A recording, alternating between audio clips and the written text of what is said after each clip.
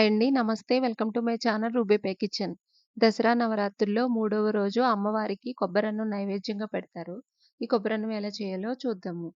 దీనికోసం ముందుగా ఒక పాన్ పెట్టుకొని, ఒక టేబుల్ స్పూన్ ఆయిల్ యాడ్ చేసుకొని, అందులో ఒక టీ స్పూను శనగపప్పు, ఒక టీ స్పూన్ మినపప్పు, ఒక హాఫ్ టీ స్పూన్ జీలకర్ర, కొద్దిగా ఆవాలు వేసుకొని, ఇప్పుడు ఒక 10-12 జీడిపప్పు కూడా వేసేసుకొని బాగా ఫ్రై చేసేసుకోవాలి.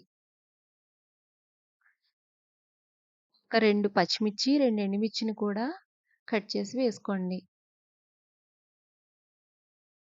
కరివేపాకు కూడా వేసుకొని బాగా ఫ్రై చేసేసుకోండి.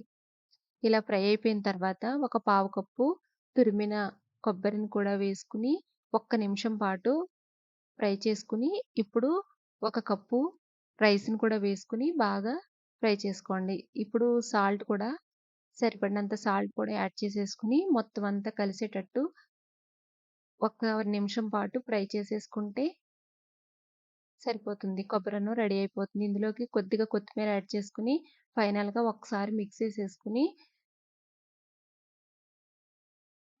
పక్కకు తీసేసుకోవాలి. అంతే ప్రసాదం రెడీ అయిపోతుంది.